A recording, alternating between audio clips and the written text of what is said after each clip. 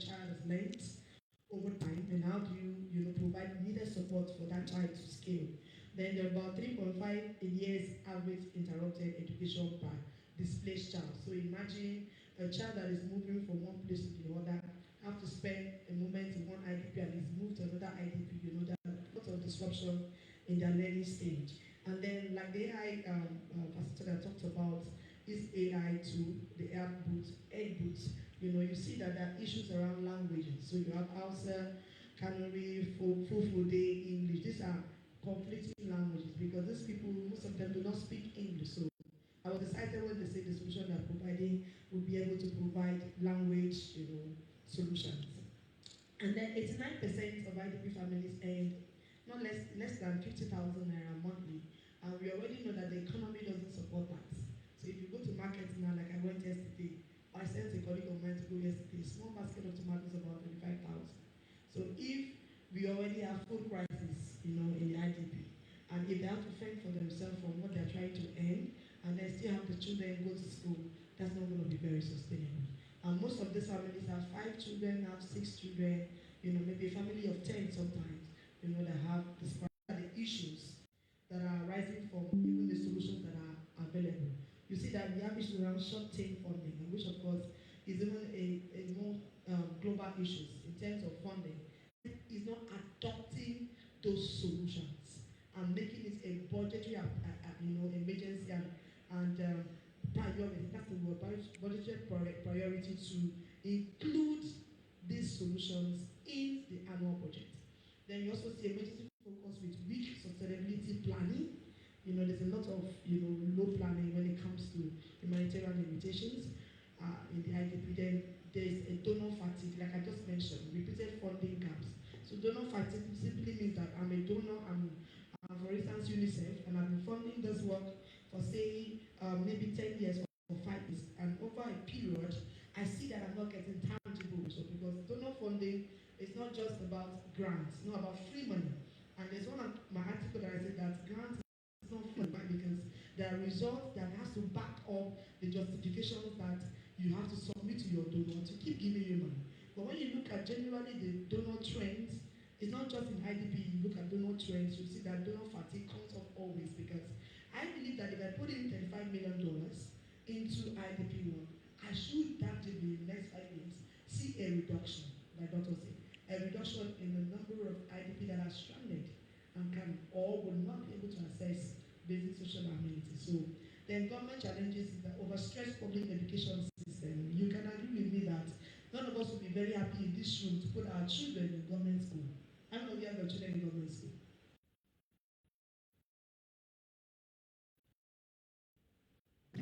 So you can see overstretched public education system that limited specialization, meaning that the solution to IDP is not just supposed to be housed by the humanitarian ministry. Interconnecting ministries are supposed to coordinate and provide one holistic solution to reduce the number of out of school children or the educational crisis we have across our IDP camps. Then there's also infrastructure deficit in host communities. Host community means those communities that houses this IDP, the displaced persons and refugees. So there are no facilities for them. They do not have free water, safe water, and they do not have enough health services.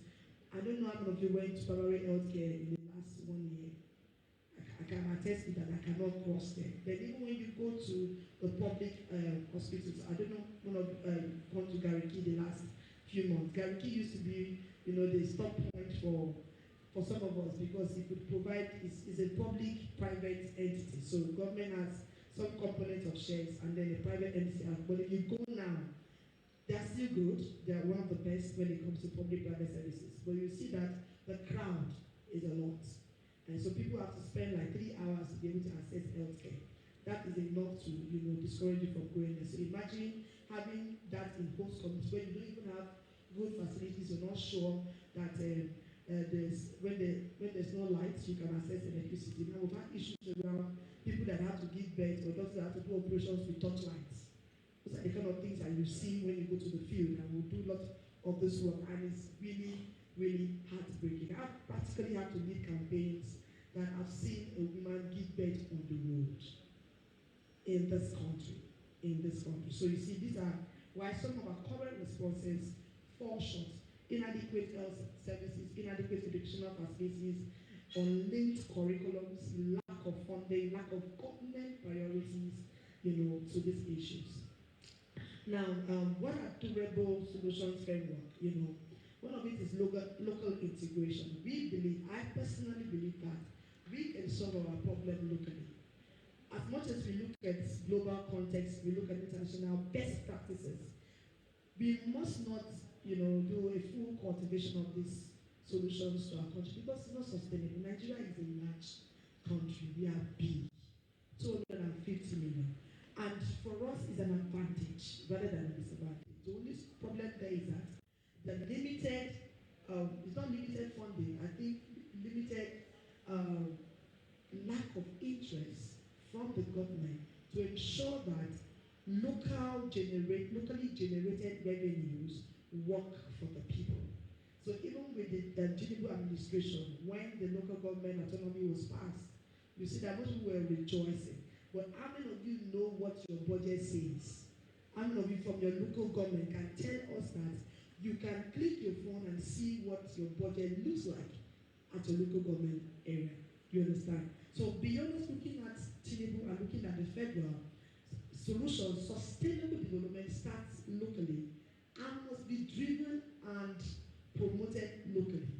Meaning that if we have solutions that must be built inside out, the host communities must be able to utilize the IDP to their advantage.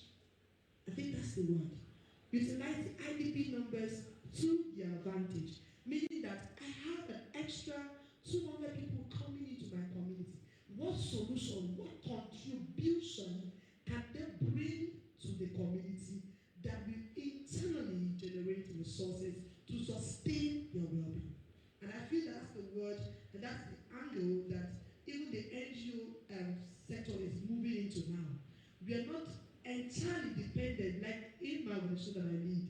They are gradually moving away from full dependency on donor funding because it's not sustainable. How do we grow our solutions locally, generate the money, and ensure that it feeds back to the system and to the people? Then 67% of IDP prefer integration. They prefer to be part of the community. There are risks in it. There are security risks in it. There are issues of shortages like I talked about. But then I said a more holistic, comprehensive, locally driven solution would cater for this. Then inclusive education for displaced people and host children. Then voluntary return. Some people want to go. When you go to IDP camps, it's very difficult. Even when affected areas are settled in, the peace and return is also a problem because sometimes the people don't want to return. Sometimes the community don't also want to release them. I think that's the word. And then there are no structure as to reintegration back into their community. So that needs to be fixed. Then about 1.2 million have already returned to the northeast. That's what we got from the data we did research about. And then these schools, most of the schools need to be rebuilt. To be honest, Nigerian problem is, I used to say it's multi-sectorial and multi-dimensional. And there is no one size fits all. That's the truth. We must come to a terms where we understand that, look, to solve this problem, there need to be a lot of intentionality. Intentionality, both in terms of policies, in terms of coordination, and in terms of private sector innovation. You know why private sector is important? Because private sector has better structure. If you're working in the government, you can work in any time. I don't know how many government agencies have a way of signing up their staff and know who is in and out. But you see, a private entity, has a more structured processes and people feel more accountable. And the culture of behavioral change has to come in. For Nigeria to begin to think that yes, it's our country, now we they give this work to and all whatnot. But then for us to actually be patriotic, we need to change the way we think and the way we do things. that's why it's important for private sector to come in, and then private sector people, because the levels of partnership that needs to be sealed, the levels of investment that needs to be made, most of this has to come from that angle that the likes of Dangote can say, I'm investing this amount of money. And it's important because if private sector is coming in, government will have to put in check and have reporting to do. But if you see that it's grants, don't know, UNICEF dashing us money, we just feel that they are. But a private sector would definitely want to see that, look, I am making profit. So if I'm investing in IDP camp, I'm bringing technology to this 200 displaced persons. How does it feed back to my economy? You understand? So it ensures that there are market, locally driven market solutions that can be adopted, that can be scaled, and can also compete in the global market. Then I'm on slide, go 2 slides away from where you are. Yeah. So then for AI and tech human-centered learning for IDP children, to be honest with you, yes, the world is moving very, very, very quick. Yeah, I'm here, thank you. The world is moving very, very quick. But one thing that is really outstanding is the fact that as much as AI is driving global solutions now, we have to ask ourselves real questions. Is Nigeria ready for AI? Because the problem we are looking at is IDP. And who are the people that are displaced? They are the poor people. You will not say that a senator was displaced or his family was displaced. And you will not say that even Mikwama are displaced. Or you will not hear that if someone working in federal civil service, for instance, is displaced. It's the poor of the poorest that are mostly affected by this crisis. And then when you do a sample analysis and a need assessment, you see that most of them, their educational level is still very low. And that's why the gaming structure will work better than just instituting curriculum into AI. You understand? It will help them to learn easily. So when we are looking at human-centered learning for IDP, key application, like I said, rapid assessment needs to be done to continuously map how fast these systems has to adjust to the level. Then adaptive learning, it shouldn't be something that is designed, it has to be something that can be flexible. There needs to be flexibility in the adaptive learning curriculum that will be developed. Then also we look at secure verifiable records that has to be adopted. Security has to come in terms of what information do these people have to give about where they are coming from, their personal details and all of it. Because there's no how you can assess, like this thing we just did now. We scan this QR code. If they tell you the back end that there's some professionals that can pick up your IP address from there and be able to hack your account, you won't believe it. So there are a lot of dangers that comes with these things that we must intentionally look at. 1 minute, I think my internet went. Okay, please go right. I'm done with this slide. Yeah. No. Yeah, so policy framework. When we look at policy framework, for most of this adapted learning, that AI learning that has to happen, at the federal level, most action needs to come from there. We need to have like a public-private legal framework, public-private partnership legal framework that clearly aligns what the role of each party is. You understand? And it needs to be adopted as a policy to ensure that nobody is taking advantage of anybody. So clear rules to enable humanitarian development and private, but even with that, it cannot compete with the global market. So some of our technology that we are deploying has to be served or deployed on international servers. So when it comes to data and privacy issues, it becomes a really big problem for us. Because the data we are housing from the judiciary are criminal data. When I saw Oga Police and I said, am I safe? Are criminal data. So having to look at terrorism cases, having to look at pretrial detention cases, instituting digital tools for judges so that at the end of the day they're not writing. I went to a court one time and they just said, Madam, I did write. So in this age, you still go to a courtroom and you see a judge writing. Now, one of the courts that have been digitized, they just told us that, look, the cases that are housed in my courtroom is equivalent to all the cases in Ekiti State. That's one. So when you're saying that the judiciary is not working, there are issues that are causing the judiciary not to work. That's the truth.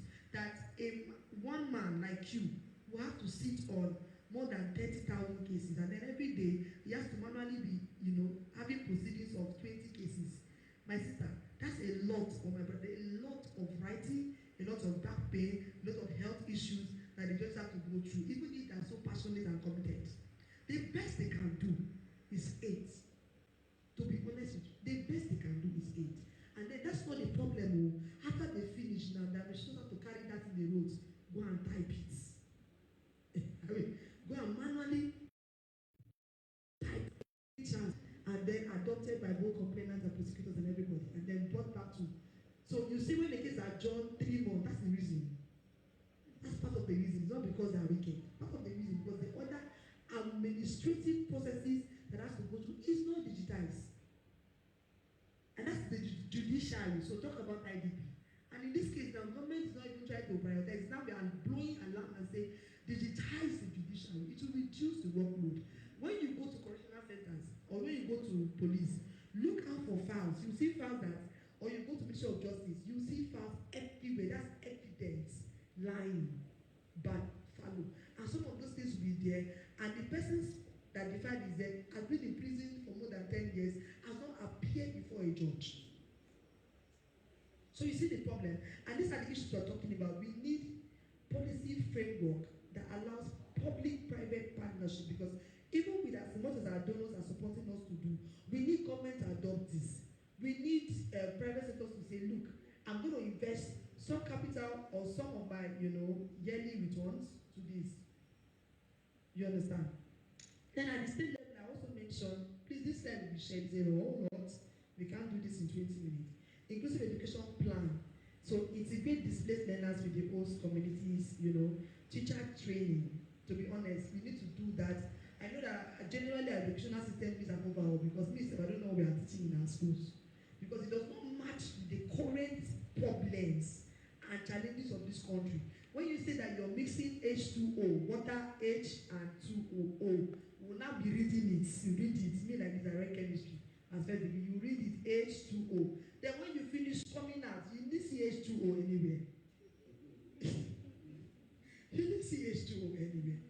You see real life problem, So how do we ensure that our educational system is not just making people to graduate with certificates, not producing graduates that cannot get or compete in global market, cannot even get a job, cannot start a company, cannot, profess. I cannot even mix, in my life I cannot mix anything, but I read chemistry.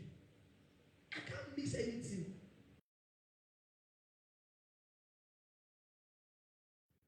So please, this type of conversation we need to bring up. Then there's also a component of trauma response, because these people who go through a lot, I don't even think they do that in the IDP camps. Trauma response. So imagine you sleep and you hear boom, boom, boom, boom, boom, and your family is gone. Like what happened in Bedouin? The guy said all his family wiped out, and he was talking, and people thought that he was okay. It's a lie.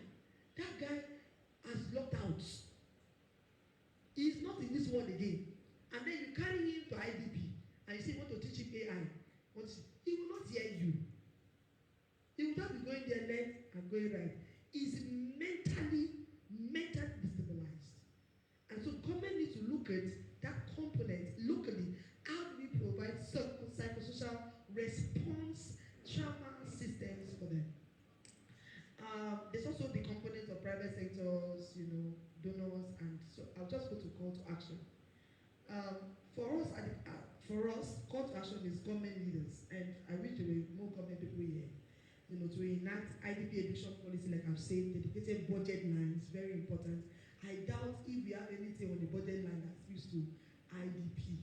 Now, if you look at education, or you look at humanitarian response, how much is allocated for responses that has to do with refugees? Look at it and mix it or compare it vis-a-vis the total budget size of Nigeria. You see where their priorities is. You are moving money into insecurity, but I doubt that even the amount of money we've been spending the last 8 years, that insecurity budget have been taking money more. You will go and check, the problem is increasing. Why? The problem will increase, not prophecy, it's not prayer. The problem is that people that have work, and idle man is the devil's workshop. So people that are committed, that finish school, come and sit down, cross leg, something will shall occupy. So if something does not occupy somebody's mind, you know, something will occupy their mind. So the solution is not investing money into guns, investing money into is ensuring that the country is economically solving the issues of people. That I can pick up money and go, even if it's to earn 30,000. In those days, my parents used to say, when you finish school, work is waiting for you. It's not happening now. And then look at like law school produces over 40,000 lawyers every year. Called over 40,000. How many jobs in Nigeria to do them? How many? Okay. Let me not make us scared more. Because when you do the kind of work we do, you see that look, prayer will not help us. So I don't know what else will help us. Prayer. I don't know, but God will help us. Say amen.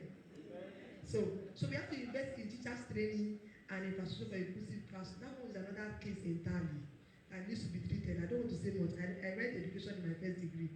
I know that teachers training in this country, if you go to some place, the teacher cannot even speak pidgin. And then, okay, if you're saying English, is it our own language?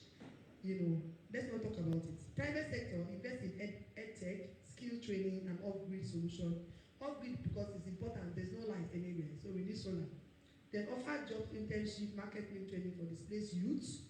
You know, I feel that integration has to do with, you know, selecting what skill these displaced people are, then place them side by side in companies for them to give in their time. Then, like I said earlier, commit to multi-year partnership and shared technical capacity. Then for us, as humanitarian actors, you know, shift from short-term emergency to integrated development planning. Then advocate for, well, we'll keep advocating for flexible, multiple-year funding, and then access to data, social support, and welfare support to these IDP people. With this viewpoint of mine, I hope I'll be able to convince you and not to confuse you that IDP issues are beyond us, but then with these few steps, we can do more. Thank you very much.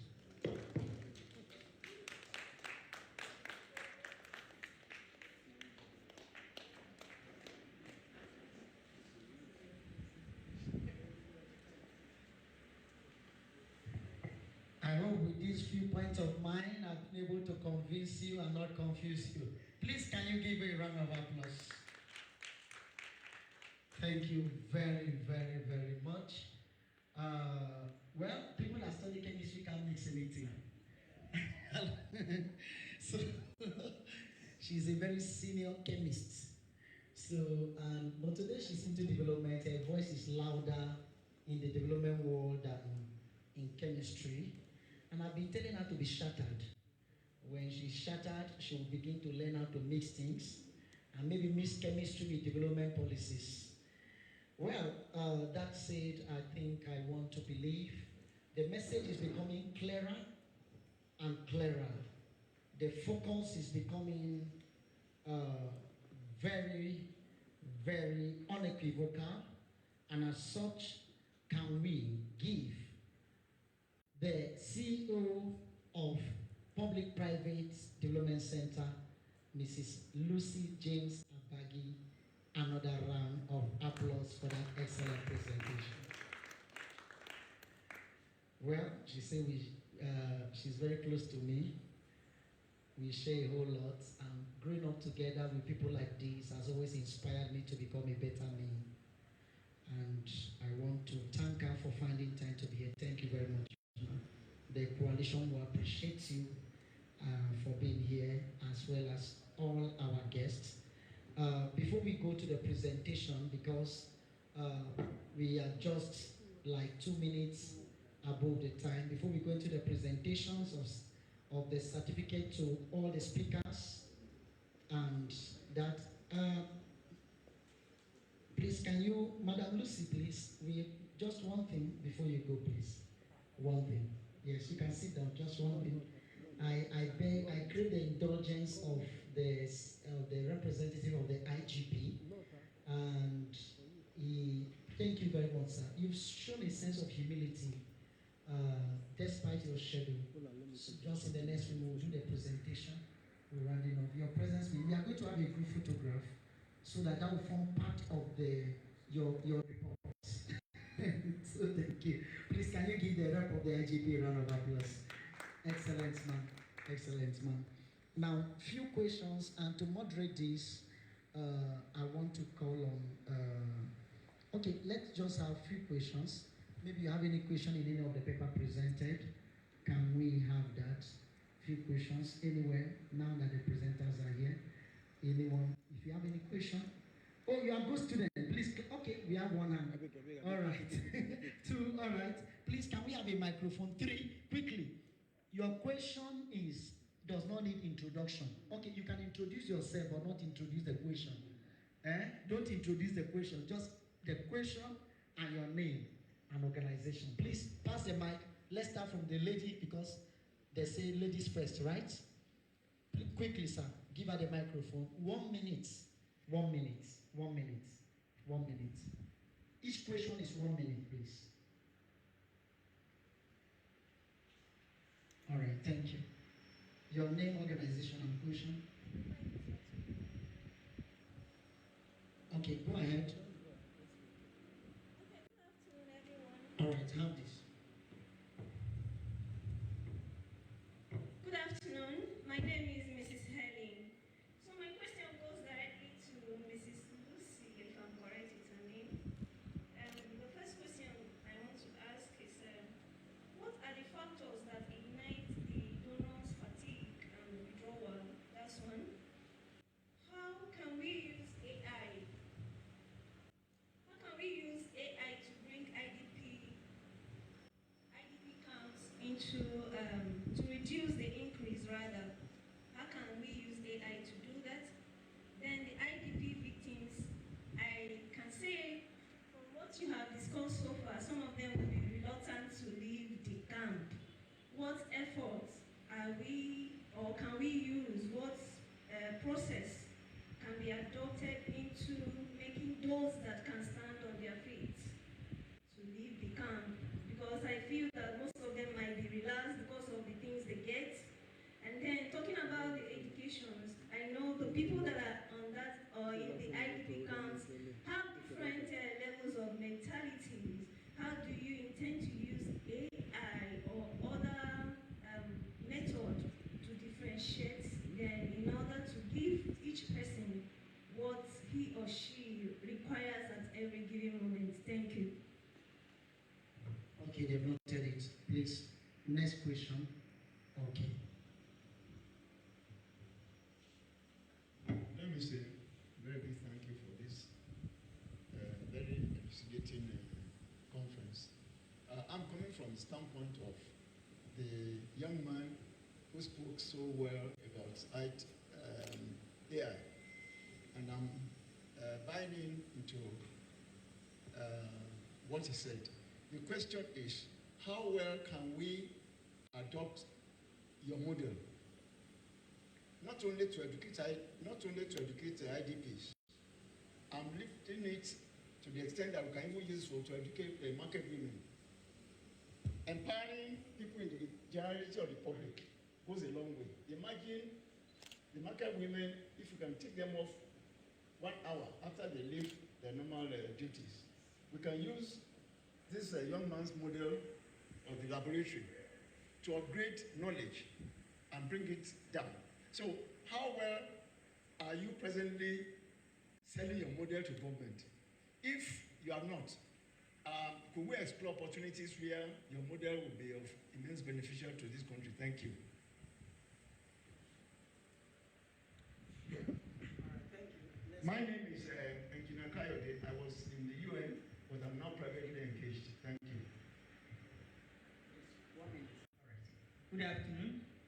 My name is Comrade Ibrahim Martin Shiu. I'm the President of Society for Gender Equality, Educational Advancement and Struggle Against Educational Injustices. My question first goes to Prof, asking him if truly our satellites are working. To me, I have foreseen for a very long time that our Satellite are not working. If they are truly working, the numerous attacks going in the northeast and other part of the country shouldn't have taken place because we're supposed to use that to curtail those attacks. That's one of the questions. Secondly, my question goes to Mr. Joseph. I've been championing quality education. I'm a gender advocate as well. I'm from the Northeast, precisely, and that is where we have so much challenges. I'm so much ashamed to see that our leaders are not fighting this terrorism. And the children, most of the IDPs are predominantly from the Northeast. It is not a good story to tell anywhere in the world. So, how can we, having that large turnout of IDPs, how can we partner as a group of advocates or change makers to create that app that is friendly to all those people in the Northeast and Nigeria at large? And then the third question is to my sister Lucy here. When you talk about the private-public partnership and what have you, you made mention that the civil societies are like, going down. Truly, that is what is happening. We can no longer run NGOs. The registration, the programs, what have you, it is a challenge. But I think, how do we think the group of civil coalition or other NGOs can come? Presenting Development Initiative of West Africa. Our headquarters is in Mina, and we are the leading NGO that is coordinating the affairs of Niger IDP Response Coalition. So far, we have worked in different areas across education, entrepreneurship, it's with the IDPs. We are happy to be here to understand that there is coalition of human NGOs. We are happy to hear that there are our colleagues in other states and the nation doing things like this. My own question is this. We have our own method of data collection and our method of assessment and collection of records of the 100 students we are training. My question is, how do we come together and put in our data together so that I can maybe... Thank you, sir. Thank you so much. For your questions, now, like I mentioned before, for people to I want to cite a very quick example. Our Access to Justice project has to do with bringing people out of custodial centers. And we've seen in recent times that when you bring someone out, they go back and commit another crime, so that you take them back. Poverty is an underlying issue to some of the problems we have, because we cannot be sure of where to eat. So they are sure of that 2 square meal or whatever in the consider centers, and they go and do another small crime so that you push them back. These are the same issues I talked about. So if you're putting somebody in IDP and you want the person to reintegrate, and you want the person to go back, what am I going back to? If you want me to leave the community that I am, maybe I found a solution or found something I'm doing, I must see that where I came from is doing much better. Are we together? And that's where reintegration back to the host community, to their communities, is a problem. Not just saying it's safe now, you can go back. People that lost their properties, people that lost houses, lost families. So it will take a lot of investment for them to say that, look, that place I left is much better than where I find myself. But for me, if I was a chairman of a community and I had host IDP in my community, I'll ensure that you don't go back. I'll make it home for you. I will ensure that you are making more money than you used to make, because money stops everything that you can never imagine. Then AI needs to differentiate in terms of need assessment. My sister, need assessment in this country, let me tell you what the problem is. Even the budget, you don't need an assessment. You will just see that the ministry sits down and they bring the old budget and they just do to last Calabar and choose something and put there. So you will see that you want to do, that's why you see the duplication of budget items. It is not because they want to do it, but need assessment is a lot of work to be done. Means that you need to visit the host community, you need to, have talks with different community governance structure that will map and identify the priority problem of the community. Because you can say, want to give them water, they already have water. the school, maybe they have a one comprehensive, you know, we still call it in Akwa Ibom, they come second. I have one community secondary school that I'm managing. And you want to give them healthcare. Healthcare, you don't come this structure, no facility. You understand? So need assessment is broad. And maybe they are budgetary strain, but it's important. If you want to know the kind of AI solution that fits them, yes, AI can help. But then there are other on the two challenges with adopting technology, to be honest with you. The other on the two, if we get it right manually, it's easier to transmit to AI. We kept both sides, manual solutions keep running, and then technology is also running. And over a period of time, adaptation, behavioral change, capacity challenges with the users, because if it's deploying to all the IDPs, it will not be the one managing it. He has to train people within the IDP that are there to be able to use that technology. And that's going to take a lot of time. You understand? That's going to also take a lot of resources. So all this has to be factored in, and it's also very, very much long term. Then quickly talk about donor fatigue. Like I mentioned earlier, donor fatigue mostly comes from lack of results. Like I pump money, key donors that used to form the humanitarian work in Nigeria, the last 2 years have just stopped. Beyond Donald Trump doing drama, have stopped because they looked at we put money into accountability and transparency, budget transparency, fiscal responsibility, stuff like that, public finance, and over the years, we've not still seen this thing work. I don't know if you understand. Yes, the grantee, maybe the NGO is reporting, but results are long term because there are a lot of conflicts of interest that you need to look at. There are lots of negotiations and lobby that you need to do. Like what we are doing at PPDC now, we have to lobby the government to adopt this technology. And most of the time, if you're not looking futuristic in your program planning, you see that they don't initiate and you deploy all those technology and you come back 2 years, you won't see anything. You won't see anything. It will be like they didn't do anything. So you're a donor, and the donor must come. They will come 2, 3, 4, 5 years to check sustainability. You understand? So it's the part of implementing grantees for them to design their plans in a way that it is sustainable, scalable. There is a lot of training that has to happen though. I'm just trying to rush the question. Sustainable, scalable, and can last 10 years at least. What we are doing at correctional centers, we are deploying hardware components and we are upgrading things so that anywhere you are, if there's like a prison outbreak, you can see how many inmates escaped and stuff like that. Now, other grantees have been funded to that same thing. When the money finished and the donor left, they went back to check the hardware, they were not there. They were not there. You understand? So it's in your place now to ensure that you design sustainable programs that you can beat your check after 10 years and go back.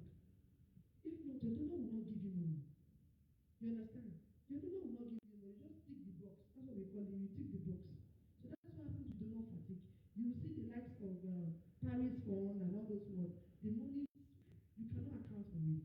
And to be honest, a lot of money has been invested into development work in Nigeria. If now you see it, you know we'll put your money there again. Because grant is like investment. There's an interest of the, and there's a reason why I'm putting money there. If after 10 years I come back and say that thing did not happen, where will I put my money there again? Are you fool? No? You now do what they call re-strategizing. You see, they go back to the table and begin to change the strategy and say, okay, what should we put our money in? And mostly now what we are talking about is locally driven solutions. Locally driven intervention. Less than 6 of them, but all of them are spent and they were millions of dollars. And some of that money is a loan from World Bank. And that's it. Those of what we are going to talk about now. World Bank, why is he giving us money when we are not able to report what we have done with the money he gave us before? Are we together? So these are the reasons why donor fatigues come in. So what donors will do is that don't keep their money, they will change strategy. They look at what better solutions will come. Sorry, we can keep talking about this and we're not finished. I think that's the last question. Someone talked about forum and partnership among themselves. My brother, talking about partnership with CSOs. See, the witchcraft that we have in this country is ourselves. let me say it now, no recording, is ourselves. Why? Because if you want to do partnership with CSOs come together, there's always a problem. And money is a spirit, sorry. When people come together, we can want to solve challenges, we want to solve problems, we want to ensure that IDP, that reduce numbers. The minute money enter account, my brother will start speaking English. So you see, if you want to enter into partnership, it's very important that you have what we call a teaming agreement that aligns roles and responsibilities from the beginning of the partnership. If not, it becomes a problem when money land. I had a partnership like that. The guy was calling me this, when the money landed like this, we quarreled for 2 years. We quarreled for 2 years. It was later after 2 years that we reconciled on phone, not physical. So you see, the problem with CSO is that we do not have consolidated mission. Everybody has their interest. I'm sorry, I've been working in agency for more than 10 years. Everyone has their interest. And that's why the solution is not coming. It is not coming. Let me wrap up with this. The work we are doing, you know, that partner is doing that same work. Now, unfortunately, he created often the same solution with us, comes money from another donor. And I don't care who's doing what. What we said is, we cannot be building the same solution. If you are doing this, do this. I don't know if you understand. If you are doing this, do this. So if all of us have our interest to make judicial work or the social system to work, what have been fighting? Abi, you want to build software, let me bring hardware so that we use the system together. The problem. So you see, public-private partnership partnership consultants are very good, but then the truth is that human factors, human interest always comes in and spoils the bigger picture. But I wish you the best try to do that. Cross all your T's, dot all your I's, and I'll see you at the top. Thank you. Thank you very much. Please, can you give me a round of applause? It's as if she has answered all the questions, right? All right. Joseph, she has answered your question. All right. Because you need that. She will source for the distance, for the work. All right. Can you click that link? Because now we're about to go into the present.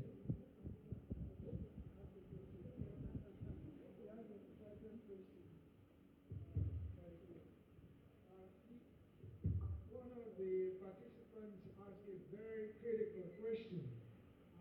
I think it's a little obvious, but I'll be very diplomatic in my response. The question was,